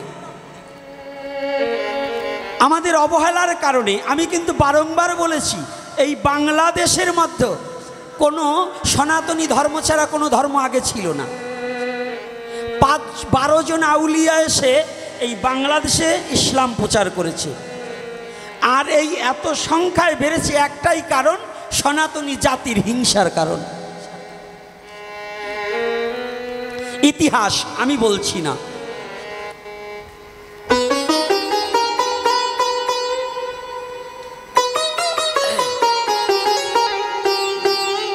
এই সনাতনী জাতির হিংসার কারণ, অবহেলার কারণ, কঠোরতার কারণ, এই সনাতনী জাতিরা মানুষকে পীড়া দিতে পারে কিন্তু ভালোবাসতে জানে না। পীড়া দিতে পারে, দুঃখ দিতে পারে, যন্ত্রণা দিতে পারে, বিভক্ত করতে পারে, কিন্তু একত্র হতে পারে না। এই সনাতনী জাত এরা এত বড় নির্বোধ যে এরা বিভক্ত করতে পারে কিন্তু একত্র করতে জানে না। কষ্ট পাবেন না, কথাগুলো একটু ভালো করে মেমোরিতে ঢুকিয়ে নিন। অমক সাহা, অমক ব্রাহ্মণ, অমক মেতর, অমক মুচি, ও মন্দিরে গেলে হবে না, ও মন্দিরে প্রবেশ করলে পরে মন্দির অশুদ্ধ হয়ে যাবে, ব্রাহ্মণ ছাড়া পূজাই হবে না। মানে ভগবান ওই ব্রাহ্মণের বাবার কিনা ঠাকুর, তো অগো আতে ছাড়ার ভগবান খাবেই না। কি এরকম হয় না? এখনো শ্রাদ্ধ যদি হয়, ওরে বাবা রে বাবা, আপনার বাড়ির পুজো, এই আমার এই ছেলেটা, এই যে ওরে আবার দেখাবো কেন, তো আবার শ্বশুর বাড়ি গিয়ে খায়, তো এই জন্য ওরে দেখাইয়ে লাভ নাই। ওই যে ওই ডেওটিরে যদি পাঠাই আপনার বাড়ি দুর্গা পূজা করতে, ও মাছ খাবে না, মাংস খাবে না, পুষ্পাপ করে জল ব্যবহার করে, বিড়ি খায় না, সিগারেট খায় না, ও পূজা করলে হবে না, কারণ ও নোমর ছেলে, পবিত্র হবে না। আর একটা একাদশী করবে না, বিড়ি খায়, গাঁজা খায়, বাবা খায়, মানে এখন গার্জিয়ানও খাওয়া দিছে। ওই বাবা খোর ব্রাহ্মণ যদি হয়, সে ছিলে নাকি সব শুদ্ধ হয়ে যায়। এই যে সনাতন ধর্মের বাচলতা, এই বাচলতা আজ অবধি এখনো পরিষ্কার হয় নাই। হয়েছে? বলেন হয়েছে? এখন এই বাচলতা পরিষ্কার হয়নি। আর আমার সিদ্ধান্তটা নয়, আমার মহাপ্রভু বললেন, যেই ভজে সেই ভক্ত, আর সব ছাড়, কৃষ্ণ ভজনে নাই জাতি কুলাদি বিচার। হরি বল, হরি বল। কথাটা বুঝতে পারছি? আমার সিদ্ধান্ত না, মহাপ্রভুর সিদ্ধান্ত। তাহলে এখানে কি বলছে একটু ভালো করে জানি। তৎকালীন সময় জাতাজাতিটা বেশি ছিল, জন্ম লয়েছে ব্রাহ্মণ কুলে, কিন্তু পূর্বজন্মের অভিশাপ সূত্রে ছোটবেলায় পিতামাতা মারা গেলে পরে লুভি ব্রাহ্মণেরা সম্পত্তি ভোগের আশায় হরিদাসকে শ্মশান থেকে কুড়িয়ে আনে না। সতীদাহ প্রথা কিন্তু পূর্বে ছিল না, পরে হয়েছে। মধ্যবিত্ত যুগে কিছু কাল করেছে, আবার পরে কিছু করেছে, কিছু হয়নি। ওই শক্তের ভক্ত, নরমের জম। যদি কেউ বলেন আসুন, একজন ইতিহাসবিদ আমার কাছে আসুন, যে সনাতন ধর্মে সতীদাহ প্রথা চালু ছিল। আমি বললাম সত্য যুগে ছিল না, ত্রেতা যুগে ছিল না, দাপর যুগে ছিল না, কলির কিছু অংশ সময় ব্রাহ্মণ শাসিত সমাজে ছিল, পরবর্তীতে ছিল না, আবার পরবর্তীতে করতে চেয়েছিল, সেটাও পারে নাই। আসতে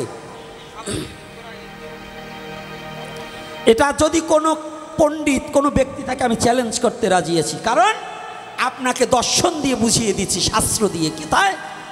আচ্ছা বলুন দেখি, ত্রেতা যুগে যদি সতীদাহ প্রথা থাকতো, রামচন্দ্রের 3 জন মা, রাজা দশরথ মারা গেল, ওই 3 পুরাইল না কে?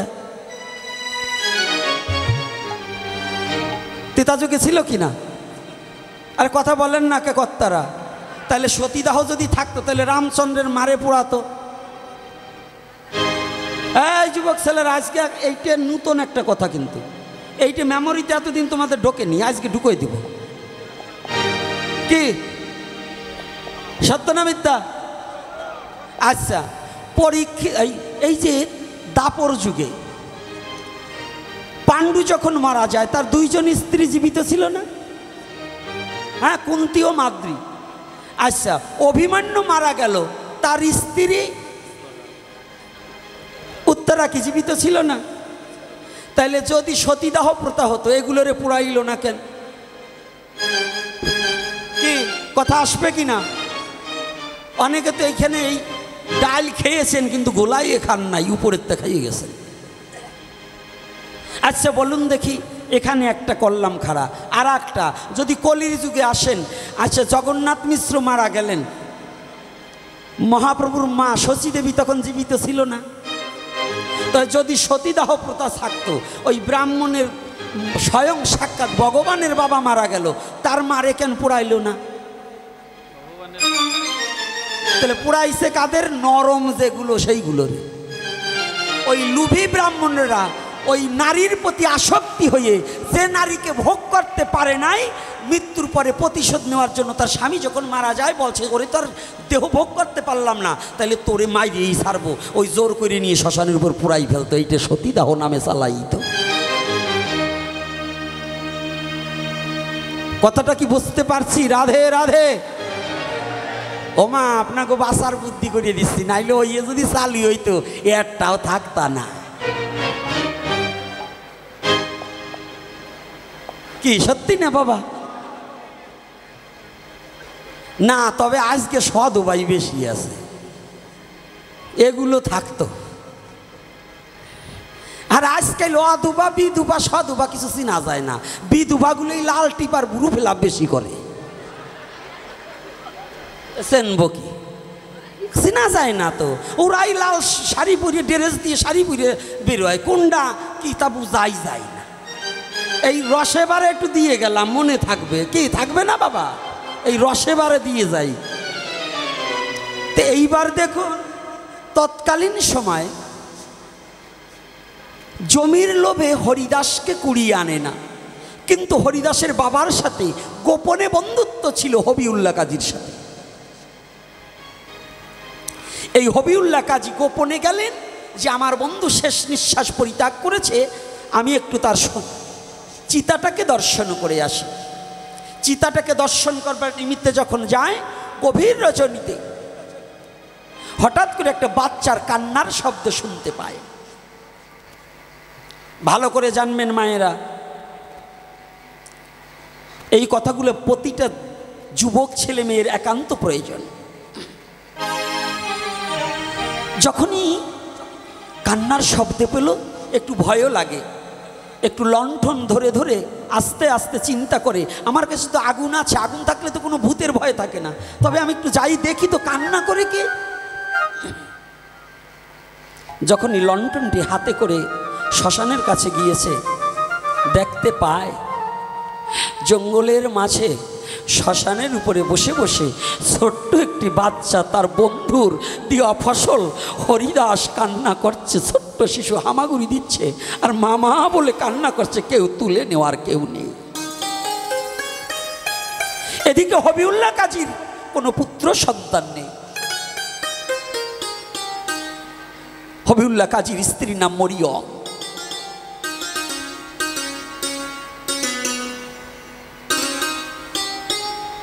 হবিউল্লাহ কাজী ওই রাতের অন্ধকারে দুটি হাত উপরের দিকে তুলে দিয়ে মুনাজাতের কায়দায় ধরে বলছে, পাক পরোয়ার দিগার, হে আল্লাহ, তুমি আমার কথা শুনেছো, এতদিন পরে আমার বন্ধুর মধ্য দিয়ে আমার মনোবাসনা পূর্ণ করেছো। বন্ধু চলে গেছে ঠিকই, কিন্তু ছেলেটা আমাকে দিয়ে গেছে। হরি বল, হরি বল। হরিদাসকে বক্ষে জড়িয়ে ধরে, নাম ছিল শুধু হরি, হরিকে বক্ষে জড়িয়ে ধরে হবিউল্লাহ কাজী নিয়ে গেছে। মরিয়মকে ডেকে বলছে, মরিয়াম বেগম তুমি একটিবার আসো, দেখো তোমার জন্য আল্লাহ তাআলা কি যেন একটা দিয়ে দিয়েছে। বাইরে এসে দেখো ওনার কোলে একটা বাচ্চা। বলছে কি? বলছে আমার বন্ধু উপহার হিসেবে তোমাকে পৌঁছিয়ে দিয়েছে, তুমি পুত্র হিসেবে তাকে বরণ করে নাও।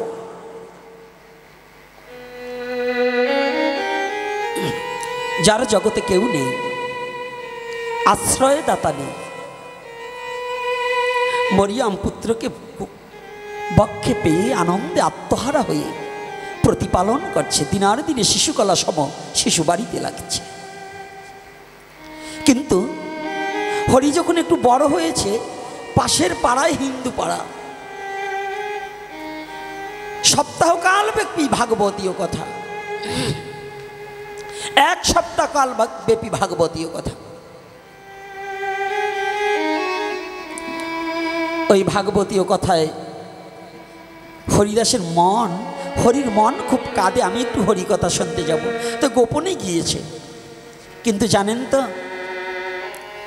আমাদের সমাজের লোকেরা, শুধু সমাজ নয়, শুধু সনাতনী জাতি নয়, এই পৃথিবীর মনুষ্য জাতি গরিবরে কেউ ভালোবাসতে চায় না,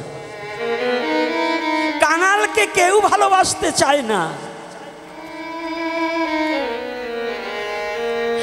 ধনী ধনীর সাথে আত্মীয়তা করে, ধনী কখনো গরিবকে বুকে টেনে নিতে চায় না। যদি কোনো ধনাঢ্য ব্যক্তির আত্মীয় গরিব হয়, যদি পথে মধ্যে দেখা হয়, তাকে পরিচয় দিতেও যেন কোনো কোনো ধনী ব্যক্তি একটু ইতস্ত বোধ হয়। এরকম হয় না? বহুদিন পরে আমি সামনে বলতে ইচ্ছা না, তথাপি এসে গেল। আমি বহুত লোকের সাথে চলেছি, তা আমার একটা ছেলে এসেছে টেকেরহাট ডক্টরস ল্যাবের সাথে জড়িত, প্রীতিশ। আমি শুধু ওর একটা জিনিস লক্ষ্য করে ওকে আমি ভালোবেসেছি, সেটা হচ্ছে এই, ওর বাড়িতেও যখন গেছি তার আগেও আমার মনটা এতটা কাঁদেনি ওর জন্য। কিন্তু ওর বাড়িতে যাওয়ার পরে দেখলাম যারা একেবারে নিম্ন স্তরে, যাদের একেবারে দিনহীন, তাদেরও ও যদি আত্মীয় হয়, ওর নিজে বলে, বাবা আমার অমুক না, আমার মামাতো বোনকে অমুকের অমুক, অমুকের অমুক, এই আমার আত্মীয়। ভগবান ওকে ধন দিয়েছে, কিন্তু ধনের অহংকারটা দেয়নি। জানেন, যে ব্যক্তি সভাকারে নিজেকে বিলিয়ে দিতে পারে, পৃথিবীতে যে ব্যক্তি আমার বাড়ির ফুল বাগিচা ফুল সকলের হবে, আমার ঘরের মাটির প্রদীপ আলোকে দিবে সবে, যার হৃদয়ের মাঝে এই আত্মচেতনা উপলব্ধি জাগে বিশ্ব জগতে, সেই প্রকৃত মানুষ হতে পারে, সেই প্রকৃত মানুষ হতে পারে। আর যার মধ্যে উঁচু নিচু জাতিভেদ এবং বড়লোক ছোট লোক, এবং সে অবিদ্যা নামী বিদ্যান, এই গর্বই অহংকার আসে, সে কোনোদিন মানুষ হয় না, সে জানোয়ার হতে পারে। অত্যাধিক জানতে জানতে সে জানোয়ার হয়ে গেছে, কিন্তু মানুষ হতে পারেনি।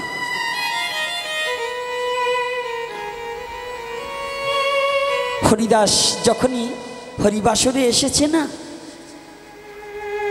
সবাই দূর দূর করে কুকুরের মতো তাড়িয়ে দিচ্ছে, এই মুসলমানের ছেলে হয়ে এই হরিবাসরে আসলে আমাদের এটা অপবিত্র হয়ে যাবে, এই সরে যা সরে যা। কিন্তু হরিদাসের মন ডুবে গেছে হরিকথায়। সবাই বসেছে ওই রামপ্রসাদী সেই গানের মতো, আমায় একটু জায়গা দাও মায়ের মন্দিরে বসে, আমি সবার পিছনে থাকব, শুধু মনে মনে মাকে ডাকবো, কারো বাধা হলে সাজা দিও যত খুশি, আমাকে একটু জায়গা দাও মায়ের মন্দিরে বসে। হাই প্যাটের সাউন্ডে পারে না। জানেন, যারা ভগবানকে একবার চিরজন্মের মতো ভালোবাসতে পারে, যারা চিরজন্মের মতো একবার ভগবানের চরণে নিজেকে সমর্পণ করে দিতে পারে, এই বিশ্ব জগতের লোকের মন্দ কথায় কোনোদিনই কিছু যায় আসে না।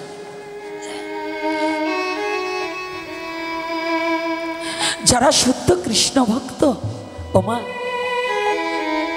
যারা জগতে ভগবানকে চিরজন্মের মতো ভালোবাসার মতো ভালোবাসতে পারে, তারা কলঙ্কের হার গলায় পড়েও তারা কৃষ্ণকে ভুলে যেতে পারে না, ভগবত ভজনে কখনো ভুলে যেতে পারে না।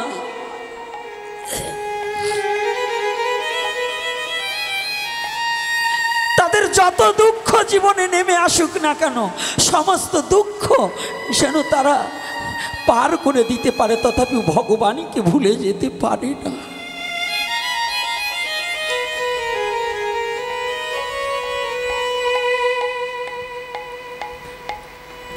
হরিদাসকে যতই দূর দূর করে তাড়িয়ে দেখ না কেন, ছোট্ট হরি সবার পিছনে এক ভাগাড়ে গিয়ে বসে আছে। দূরে বসে বসে হরিকথা শুনছে আর দুটি চোখের জলে ভেসে যাচ্ছে, আমার জন্মটাই যেন কেমন। লোকের মুখে শুনেছে যে আমার মা নেই, আমার বাবা নেই, আমাকে প্রতিপালন করতে এনেছে, তাই নিজেকে বলছে আমার জন্মটাই যেন কেমন। যদি আমার ভাগ্যটা ভালো হতো তাহলে আজকে আমার বাবাও থাকতো, আমার মাও থাকতো। আমার দুর্ভাগ্য যে আজকে আমার মাও নেই, আমার বাবাও নেই। হঠাৎ করে ভাগবত বক্তা আলোচনা সাপেক্ষে বলেছে, এই জগতে যার কেউ নেই তাহার ভগবান আছে, তাহার গোবিন্দ আছে। জগতে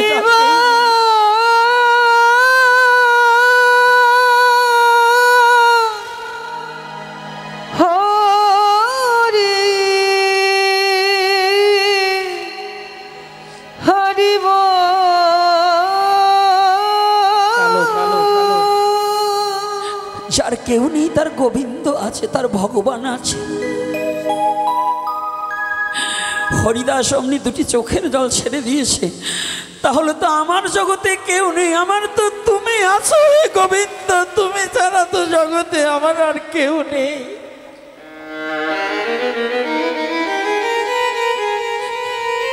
যদি ওই পাঠক ঠাকুরের কথা সত্য হয়, জগতে যার কেউ নেই তার তুমি আছো, এই জগতে তো আমার আর কেউ নেই।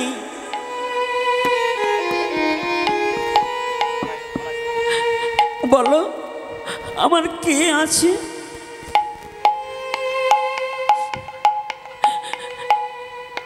কুকুরকে যেমন খেতে দেয়, সবাই প্রসাদ দিচ্ছে, হরিদাস হাত পেতেছে। এত দূর দূর করার পরে হরিদাস ছেড়ে যায়নি, হাত পেতেছে।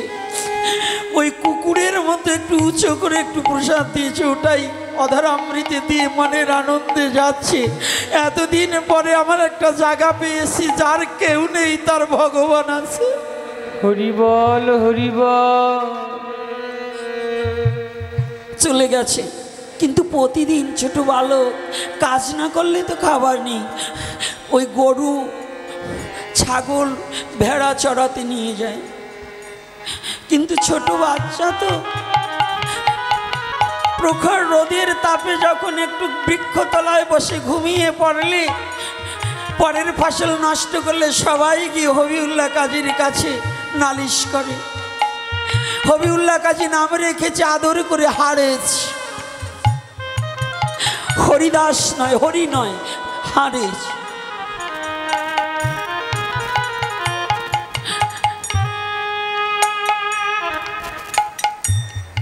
হারেছ মা বলছে, হারেছ চলে যা, আজকে সকাল হয়ে গেছে, যা। প্রতিদিন ওই লোকে এসে নালিশ করে হবিউল্লাহ কাজী ওকে মারে। আর পাশের বাড়ির লোকেরা বলে, তোর আপন মা বাবা হলে তোকে এরকম মারতো? ওর আরো দাগ কেটে গেছে হৃদয়। আজকে গরু ছাগল ভেড়া নিয়ে মাঠে গিয়েছে, সারা মাঠে গরুগুলো খেয়ে বেড়াচ্ছে, ভেড়া ছাগলগুলো খাচ্ছে। প্রখর তাপ, একটু নিদ্রায় এসেছে আর কাঁদছে। আজকে ওখানে বসে একটা বৃক্ষতলায় বসে বসে কাঁদছে।